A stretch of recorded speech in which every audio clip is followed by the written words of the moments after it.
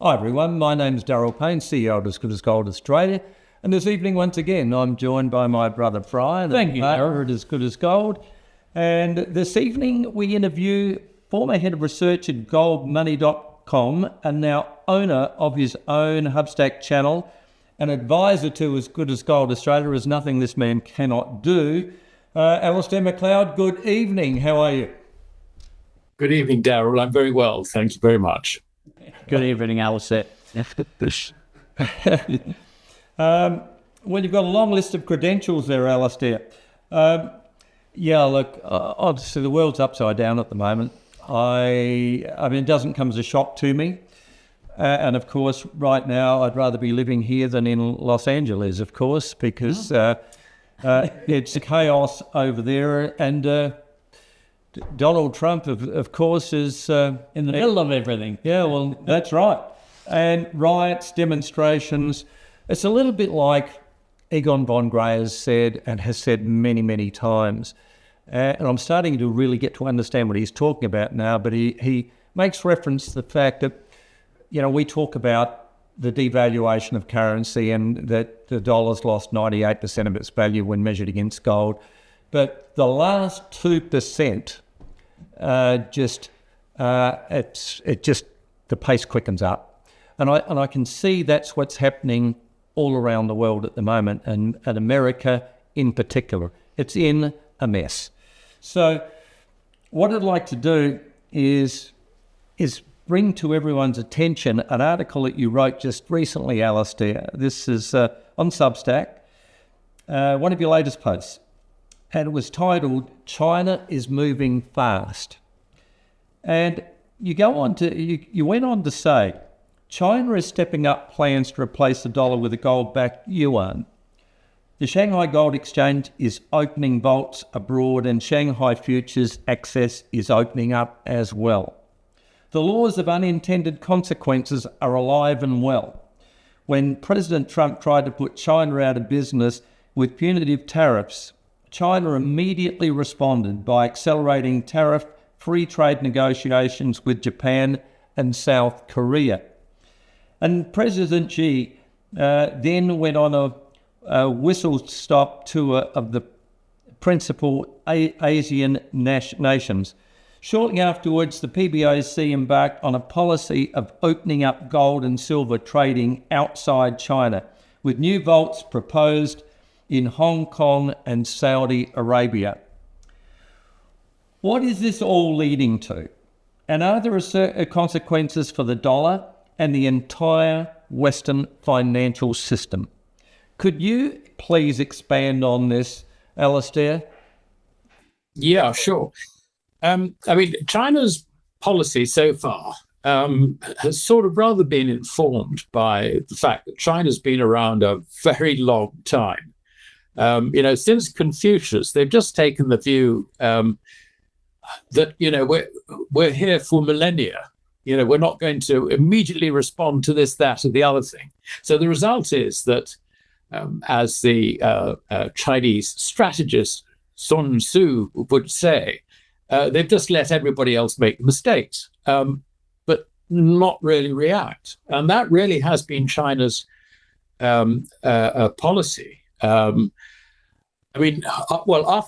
Mao died, that obviously changed a bit because they realized that, communism wasn't working. They realized that for the Communist Party to continue in power, it actually had to pay attention to the new world because, with the USSR disintegrating and so on and so forth, China definitely had to move. But apart from that, she's just sort of, just let American corporations, European corporations, and I guess even Australian corporations open factories in China, which has required capital to flow in, and then exports have surged as the production, if you like, left the old world and went into this new world, which really centered increasingly on China, even though before then, other countries around there had particularly benefited from Japanese investment. Because what the Japanese Zaibatsu did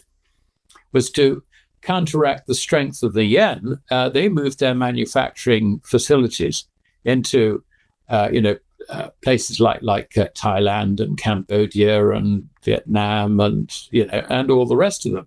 So really, China was sort of following that model. But until recently, she's just basically let America make all the mistakes. I mean, it's been quite clear that has been her policy.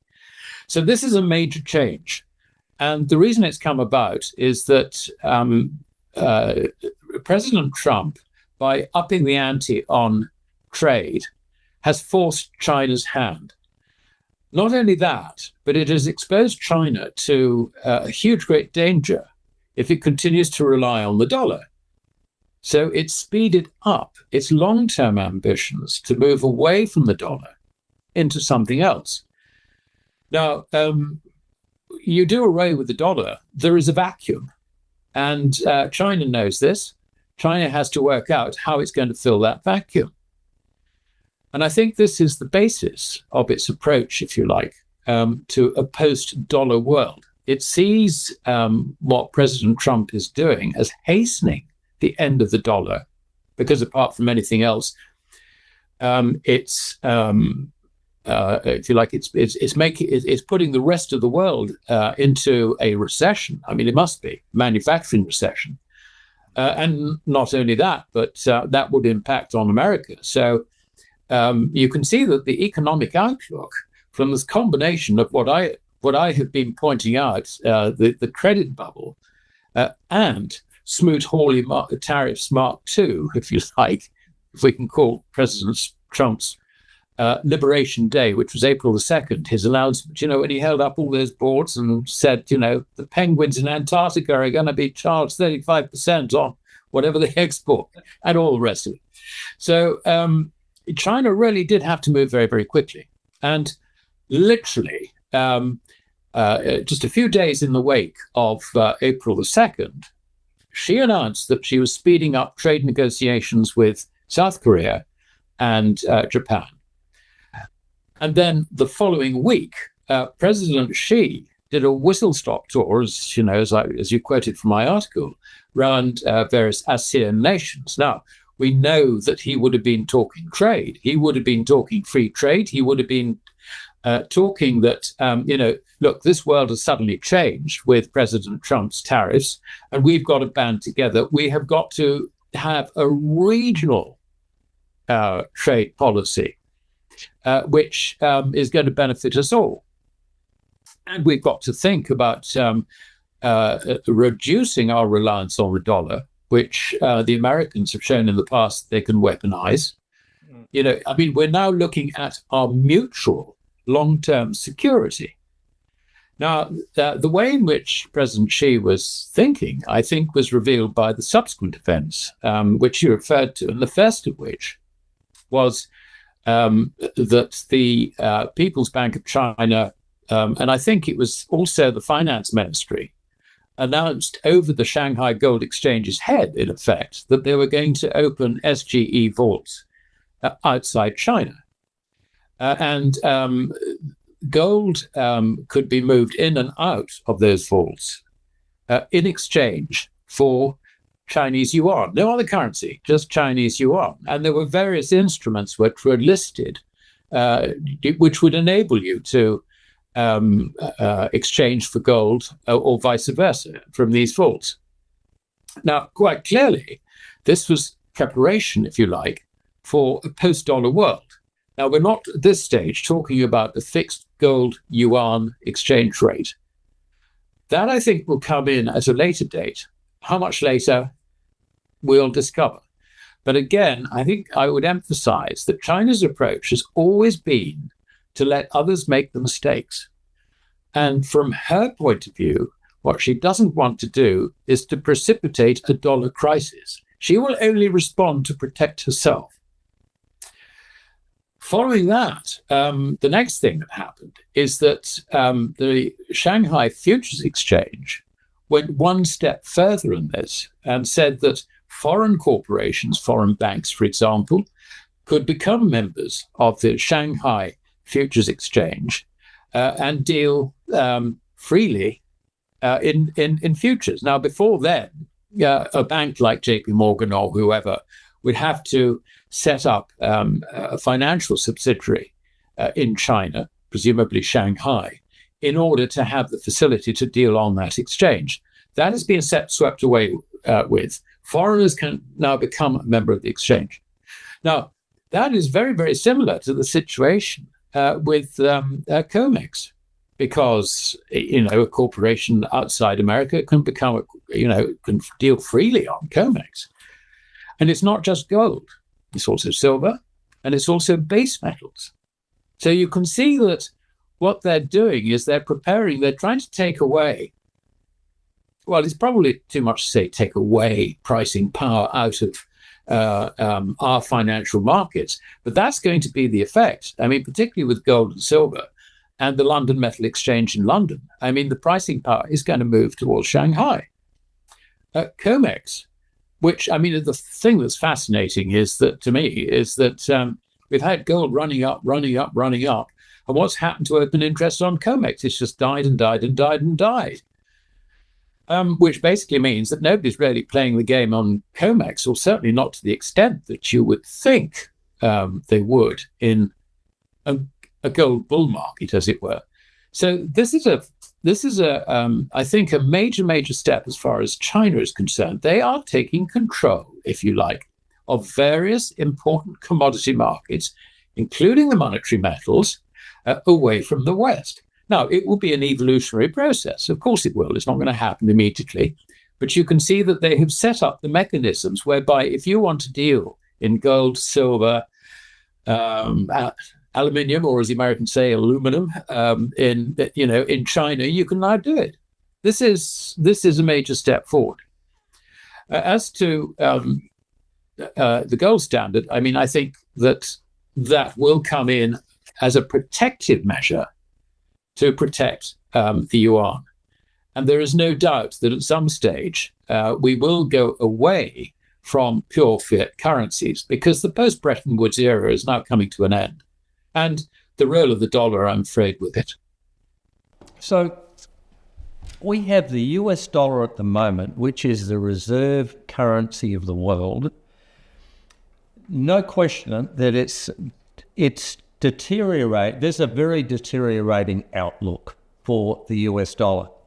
I mean, so what is this going to mean for gold? What's it going to mean for gold and silver?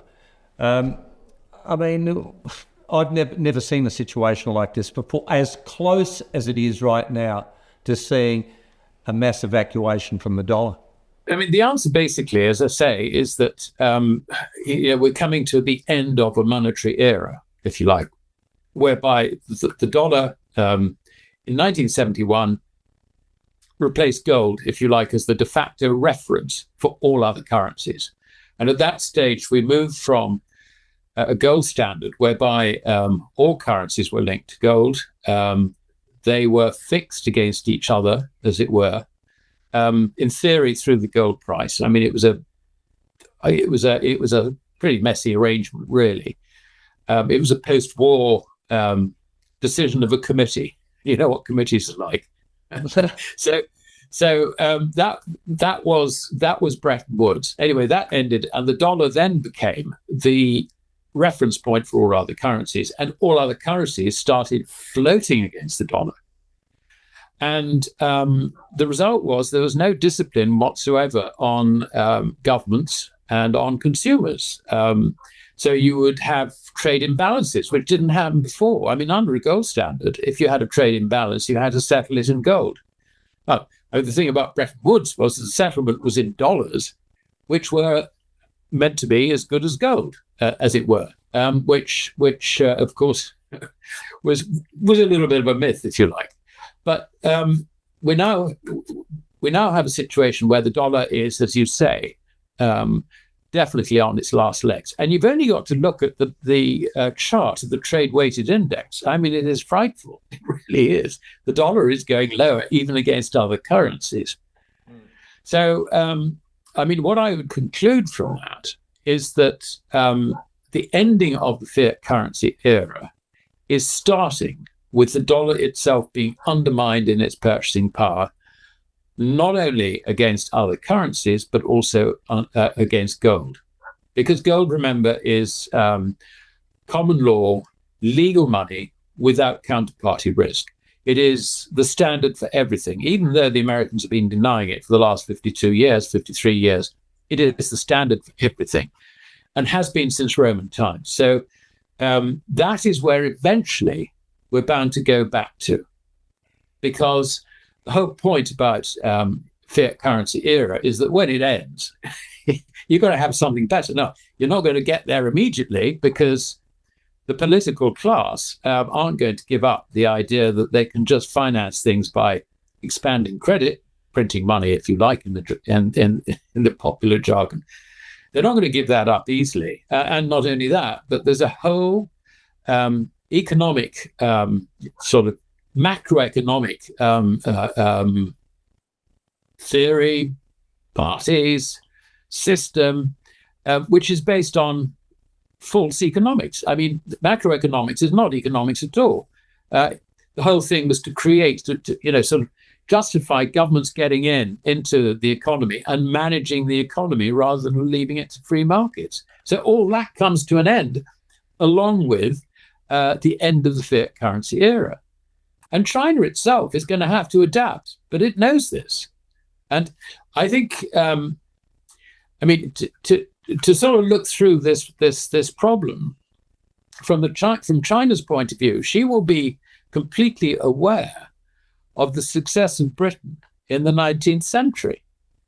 I mean, by the outbreak of the First World War, after a period of nearly a century of gold standard, where the sovereign was exchangeable for one of those paper pounds, we had something. I think we built something like 80% of the world's shipping. I mean, it was British. We dominated the world, and we were. I mean, in 1850, the population of this country was reckoned to be about 25 million. And we just dominated the whole world because of the success of the gold standard as the country was evolving, if you like, in an industrial revolution. I mean, it wasn't necessarily easy politically the whole way through, but you can see that sound money is a prerequisite, really, to economic progress. The other prerequisite is government just don't get involved in the economy.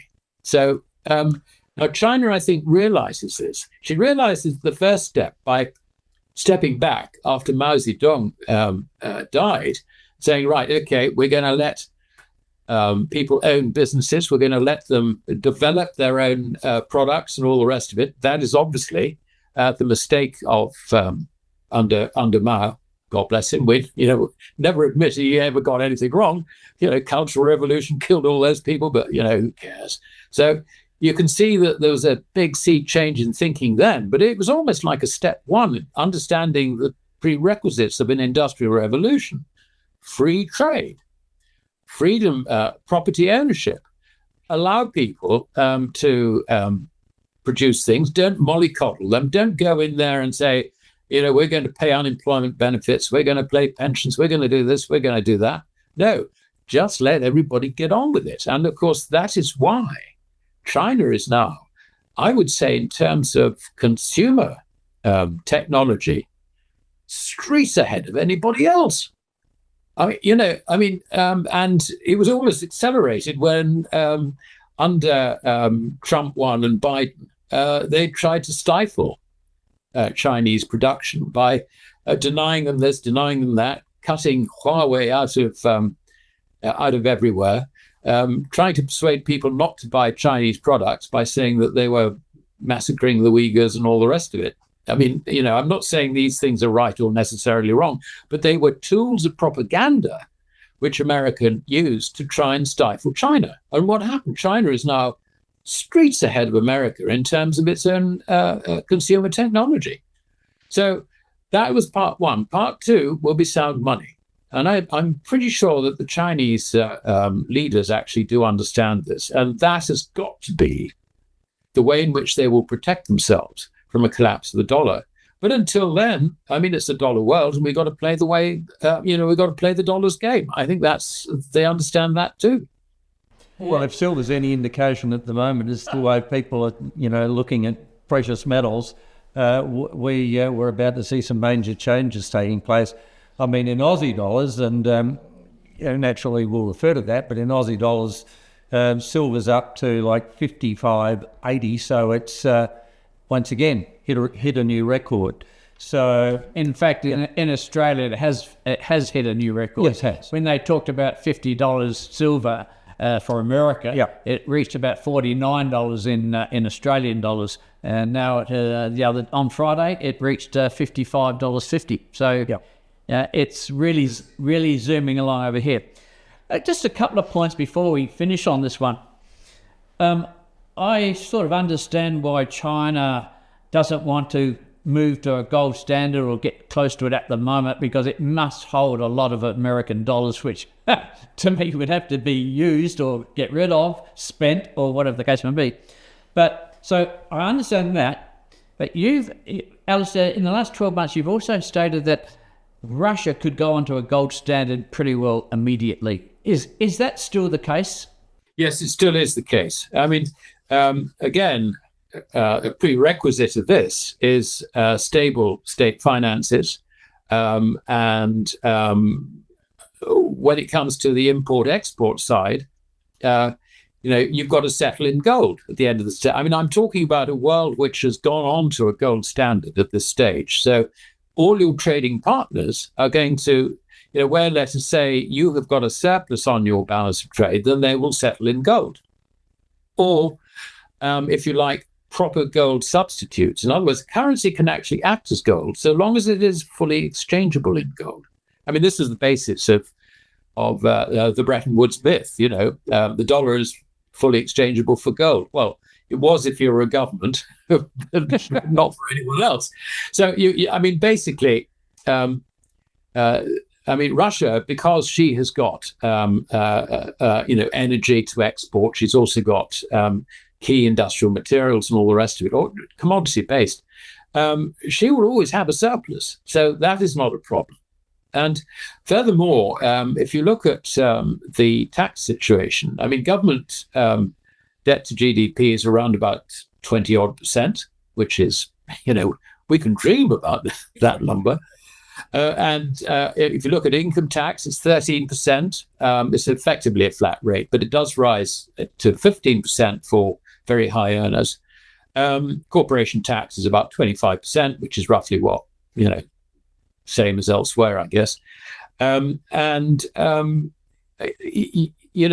state basically functions extremely well in terms of not really interfering too much in the economy. Now, there is a fair element of war economy at the moment, but I think one of the things about Russia is that it doesn't have the welfare burdens that the rest of us have brought upon ourselves. So they can quite easily go onto a gold standard and maintain it. Now, the other thing that would make it very desirable is the way in which, and this is proven from the past, the way in which you manage your gold reserves is through your interest rates. In other words, in order to protect your gold reserves, you have got to maintain a certain level of interest rates, which, because your currency becomes a gold substitute, other currencies will be gold substitutes as well. Then people will, let's say, take gold from somewhere which has got low interest rates, sort of, if you like, cash that currency in for gold, ship the gold to your country, which has got higher rates, and get paid in your currency. Now, that's the way in which the whole system worked before the First World War, and it was extremely effective. So what this means is that Russia, which currently has interest rates running at, I don't know, sort of, I haven't looked at it recently, but I mean, somewhere between 15 and 20%. I mean, certainly the bond yields have come down to something like 15% at the long end. So you've got extremely high interest rates. Now, the Russian banks, the moment a gold standard is announced in Russia, the Russian banks and similar institutions will be very, very happy to go into other countries or even global gold markets buy gold, which at the moment yields about 1%, if you look at the lease rates, or 1.5%, ship it over to the Reserve Bank or the central bank in Russia, and get paid in rubles, which are gold substitutes, which will give them 15%. It's a very simple story, really. You pay 1%, get 15%. What's not to like? So they can maintain the position. And not only that, but it would mean that the stability which it brings to the ruble means that interest rates there would decline quite sharply. And this would be extremely good, I think, for the overall economy, and particularly assuming that, the sort of a fairly laissez-faire situation continues to develop. Under those circumstances, I think that the Russian economy would do extremely well, and is also ripe for a really good industrial revolution. So, yeah, I mean, the answer to your question, basically, it's very short. Yes, of course, they can go on to a gold standard. They could do it tomorrow. And I think the only reason they haven't is because they've got partners in their geopolitical ambitions. And, China, through the Shanghai Cooperation Organization and BRICS, countries like China have been reluctant to rock the dollar boat by going down that route. And, of course, India, which has a history, if you like, of Keynesianism, but probably more importantly, it does a lot of its trade with America and Europe, as well as with other Asian countries. So on that basis, India didn't want to rock the boat either. So I think things have got to, basically the change has got to come from the dollar's collapse rather than, if you like, proactive cooperation within the Shanghai Cooperation Organization or BRICS. Yeah. Well, I did notice I've been noticing the strength of the ruble over the last couple of months. Correct me if I'm wrong, but I think my memory serves me right. It's about 78 rubles to the US dollar. And at the heat of the war, it got down to 84, then went back up to 95, and now it's back to 78. So it's obviously showing, the ruble is showing a lot of strength out there. So I could add to that. It's been the best performing currency of the lot. Yeah, very, very true. All right, let's move on. I have one other question. Well, we have one other question. Was an article that I read only 2 or 3 days ago. Philip Newman from Metals Focus. Now, I think they are a British company, but Metals Focus, they were discussing with Kitco News that they expect new highs for gold in the second half of 2025 and a further momentum in 2026.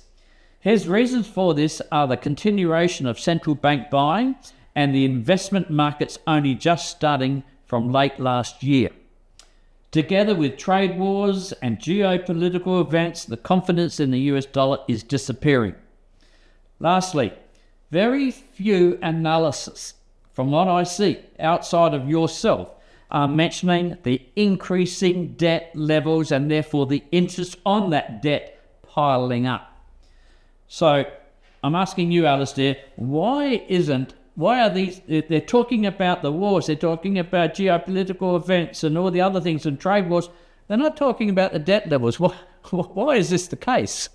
It's fascinating. I mean, people like Metals Focus, it's in common with most other commentaries that I have seen within the, let's call it the LBMA orbit, as it were. They don't actually understand that it's the currencies going down rather than gold going up. And so what they're doing is they're latching on to things which we've been talking about for some time, like central banks are buying. I mean, they see it from a market point of view, to be fair. And from a market point of view, the one constant in this is what they account in, which is dollars or sterling or whatever.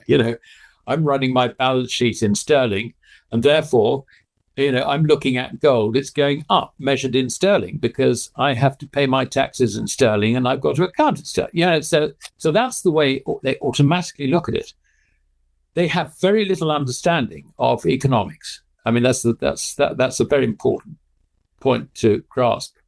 And I think it's that which means that they will pick up on the past, if you like. I mean, they have seen central bank buying. Okay, they assume that's going to continue.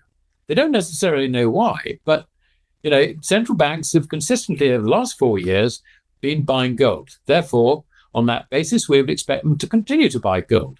And you've got geopolitical events, which obviously have been hitting the headlines and all the rest of it. You can only, you need to read the Financial Times or whatever it is, and you get the idea that, the dollar's going down, and that means that people are buying gold.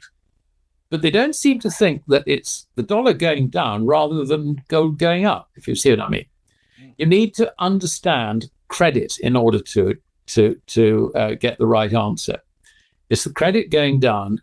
Now, why is credit going down? So as to the second point that you were raising, Brian, credit is going down because it is overburdened with debt. And we've got debt traps springing up. I mean, if you look at the dollar, that is overowned by foreigners. And one reason that the dollar really looks so terrible on the trade-weighted index chart is that foreigners don't want to buy anymore. And at the margin, they're probably sellers.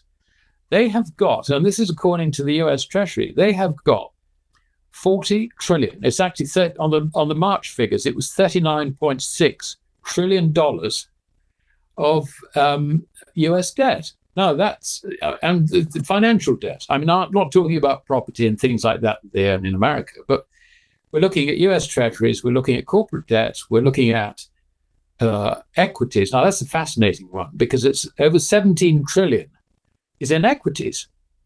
17 trillion, invested in something which is not central to what you're doing. It's on some sort of, well, we better diversify our portfolios sort of justification.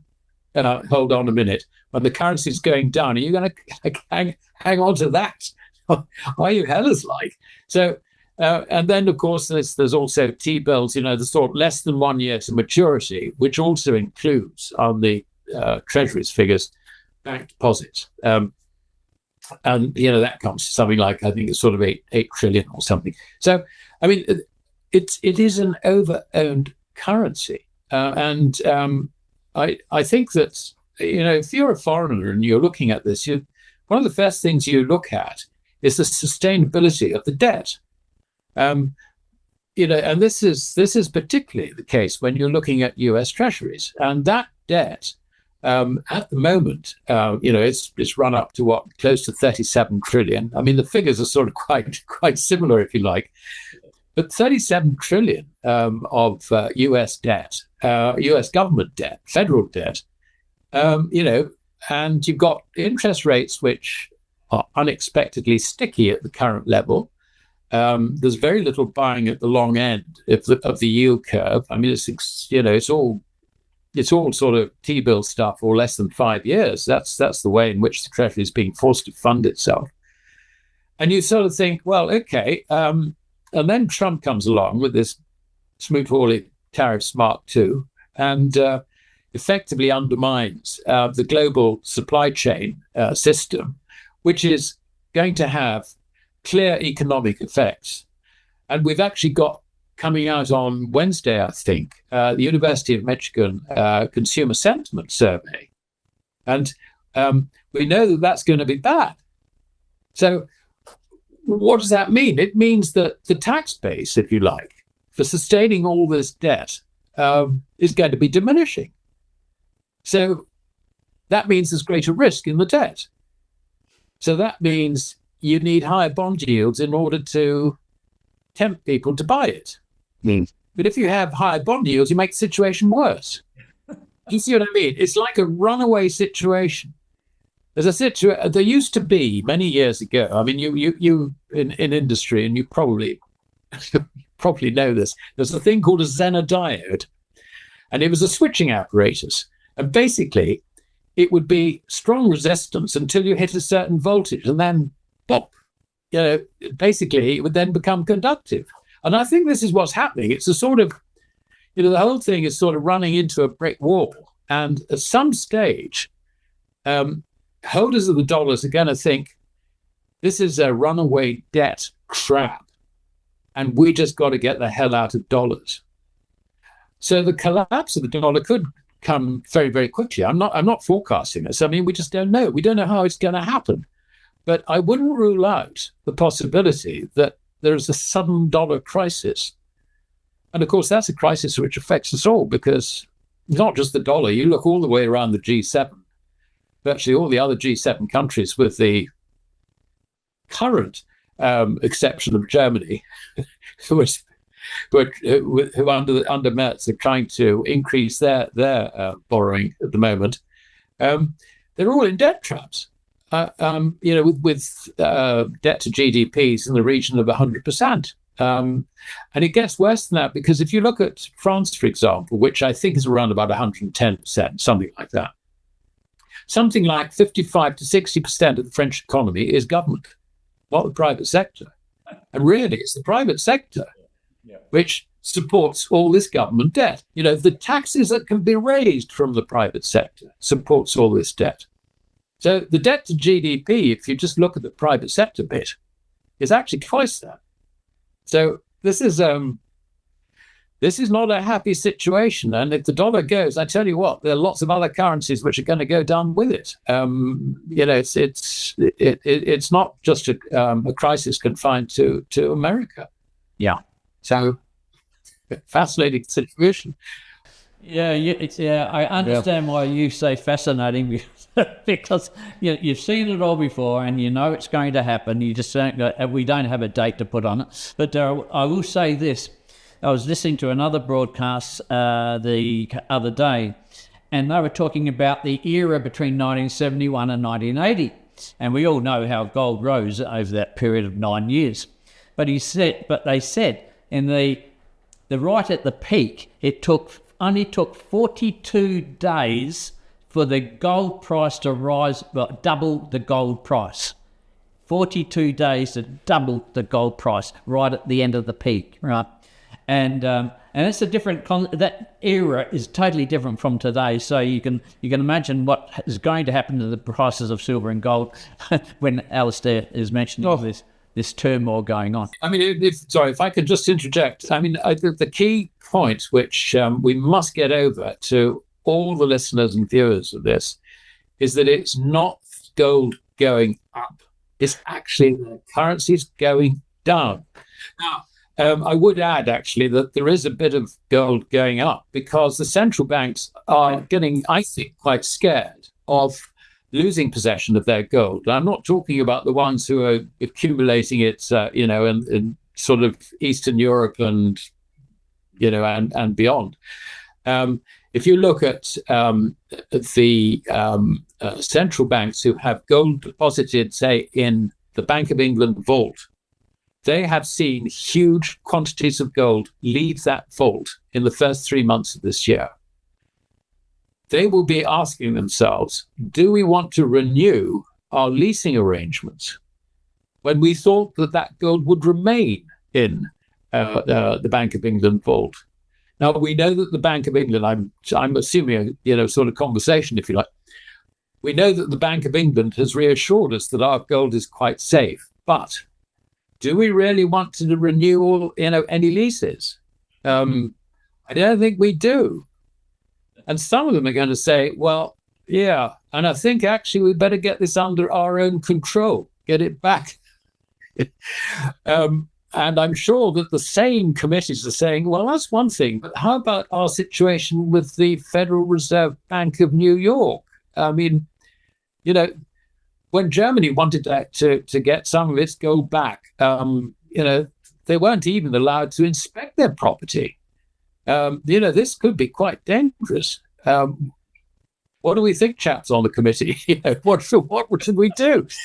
I think the point is that, the gold market, particularly in London, has been maintained on liquidity, which has been provided by central bank leasing. That, I think, is coming to an end. So with that liquidity going, it could be accelerating the position, the crisis for the dollar, but from the gold end, as well as it happening on the dollar side. Yeah, Alasdair, don't get me wrong. We are teaching our clients that it's all about the printing of money and how many extra dollars you're needing to buy that same 1 ounce of gold. In the last year over in Australia, you've had to increase by $1,500 to buy the same ounce of gold. So it's just more dollars. It's the increase of dollar supply. That and as you say, it's not the price of gold going up. It's how many dollars you need to buy the 1 ounce. Yeah. All right, Darryl. Look, it's every time we chat with Alasdair, I think of Charlie Jones. Once again, appreciate the wealth of knowledge that Alasdair provides us and our subscribers, viewing audience, every month. And now we're going to be seeing a bit more of Alasdair because we just feel as though the market warrants it, and we need to be in contact with our audience more often than we have been, so we can really ramp it up. But I always think of Charlie Jones, and remember what Charlie Jones said. In 5 years' time, you'll be in exactly the same position you're in right now, apart from two things: people you meet and the books you read. And we've connected with people like Jim Sinclair. Jim Sinclair said, just become your own central bank. Own gold. Makes enormous sense. He wasn't a great fan of central banks, but they're smart. They know what they're doing, and they own gold. So you should have it for the same reasons. Peter Daniels, of course, we refer to Peter Daniels regularly. And Peter would always say, I do not care what poorly executed economic decisions are made in the world tonight. Tomorrow, I'll still be able to party. Of course he will, because he owns gold, and so does every other family member. So he educated his children, who educated their children. So you've got a dynasty that really understands the benefits of holding metal. Egon von Greyerz, we refer to Egon von Greyerz on a regular basis. What does he have to say? Brian? Well, my mind has gone. You're going to ask me this question again, and I've had a blank in my mind for the last 5 seconds. So how much gold? How much gold? Yes, it's very, very. How much should I invest in the gold? How much gold should you invest? And it is a question, because we get that every time we talk to a new client, and the answer is very simple, and it's the same, hasn't changed. Is that whatever you cannot afford to lose? Yep. And it's so smart. Yep. Because today, if you think like we do, gold is money, everything else is credit. Yep. Why wouldn't you own as much as you possibly can? Yep. Man. Yep. And look, we can speak for hours about that, supporting his statement there. But Ray Dalio, Brian. Well, Ray Dalio is a very good and great investor. He's approximately self-worth of $20 billion, I should say. And he says, whatever the situation economically, I always have between 5 and 10% in gold, physical gold. Doesn't matter what the economic climate looks like, 5 to 10%. Now, I think the rule is good for him because he's a great investor, but it's not good for me. So I have slightly more than 10% of my investments in gold. Yep. And let's just, for the moment, Alasdair, thank you again for your support of this channel. And, we just think that everybody out there, all of our viewers, all of our subscribers should be taking advantage of yourself, taking advantage of the information that you have. So if our audience wanted to connect with you, reap the rewards of what Hubstack has on offer, what should they do? Well, the answer really is subscribe to my Substack. Now, it has been very successful, I'm glad to say. What I try and do with it is educate people, which is what we're mutually doing, really. Educate them about the proper economics, not macroeconomics. The macroeconomics, if you like, of governments running things, and teach them about the difference between money and credit. There is a distinction between the two. It's admittedly my distinction, but there is that. There is also the geopolitics. I mean, on this interview, we've been speaking about the situation with China and so on, and there is a geopolitical element in that, as well as an economic and credit consideration. And I cover all that in my Substack. I'll provide you with a link which you can send to your subscribers and also those who visit this channel, which will give you a 20% discount to become a paid subscriber.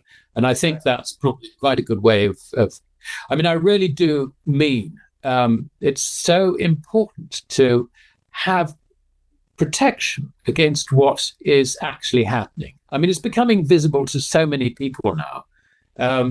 This is a crisis. It's a mounting crisis, and it's where, if you like, socialism is sort of running up into the hard face of reality that it's basically bankrupting everybody. That's really the root cause of the whole thing. And I mean, Trump, you think the Republicans are not socialists. Yes, they are. They're socializing. What they're doing is they're taking your money and spending it on their projects. That is the definition of socialism. The whole of the Western system is socialistic. Let's put it that way. So, you need to protect yourself because all that's running into a brick wall now. And when it runs into a brick wall, it becomes a question not of speculating to accumulate or investing to increase your wealth. No, it's a question of protecting your wealth, which is going back to Egon von Graeus's point.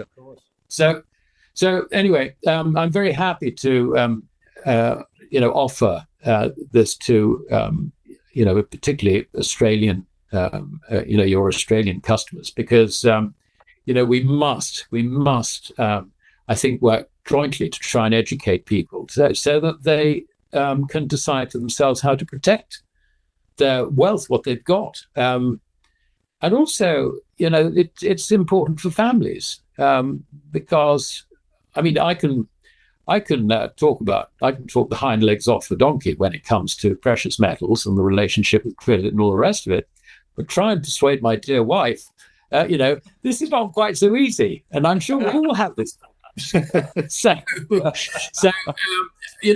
I mean, it's down to those of us who know what's going on to try and protect our families from the consequences of a real crisis. I mean, we're looking at a credit bubble. The largest credit bubble in history is going to go pop. And at the same time, as Smoot Hawley Mark II, this is exactly what happened in 1929 to 1932. And if it hadn't been for gold, I mean, the gold standard did protect at least your credit, as long as your bank didn't go bust, if you like. But we don't even have that now. I mean, I just hope this doesn't happen. I mean, I really do. But I can't see how it cannot happen. So we need to think in terms of protecting ourselves, protecting our families, and also, where we're able to do so, helping our communities, because people are going to get impoverished by this. I mean, look at Venezuela. Would you like to live in Venezuela with their currency? I mean, it is tragic, absolutely tragic. And that's the current country with the largest known oil reserves in the world. I mean, anyway, I better shut up. I think I said enough. I've got to say, since I got involved in Substack, my ability to learn has just continued to grow and grow and grow and grow. You'll never know enough, probably, but you need to be on top of it. You really do. Yeah. Otherwise, you'll be reliant upon a fiat currency that is just devaluing at 100 miles an hour, and you will be in the palm of the government's hand. You cannot afford to place yourself in that position. If you want to make contact with As Good as Gold Australia, if you would like to know more about precious metals, do not hesitate. Give us a call. And this is mainly for Australians, of course, but you can call from America too if you like. But Australians, our phone number, 1300 295 833. If you would like to know more or start investing, that is exchanging that devaluing fiat currency for real money, gold. If you'd like to start, please make contact with us. or asgoodasgoldoz.com.au. That is As Good As Gold Australia's website, and you can place an order online. And I'd like to finish by saying this. I cannot believe that I'm saying this, and you'll understand why in a moment. We have been working with people to set up self-managed super funds so that they can invest some of their super into a self-managed fund. And it gives them a wonderful opportunity, of course, of accessing a substantial amount of currency and investing in precious metals. So here's what normally prevents. If anything's going to prevent anybody from getting set up in an SMSF, it might be the starting point. That is the starting price.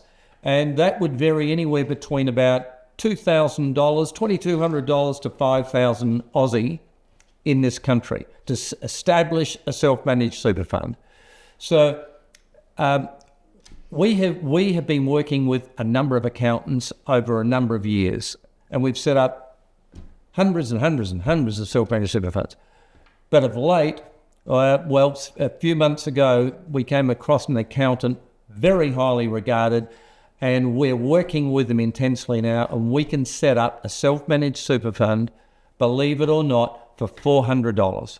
$400, and you're on the way. It is inconceivable that you can do that, but we are doing that now, and we've had about 100 people go through with this new accountant.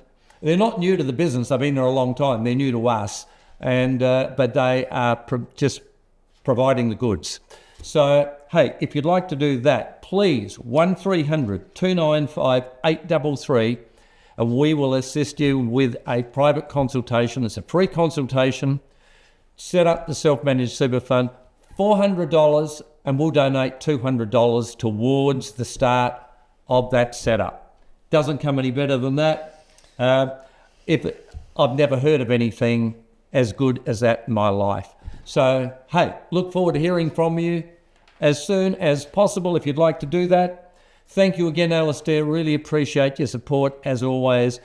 We thank our clients and our viewing audience, of course, for supporting this channel in the way that they do. So until next time, I can only say stay well, stay focused, and goodbye for now. Goodbye for now.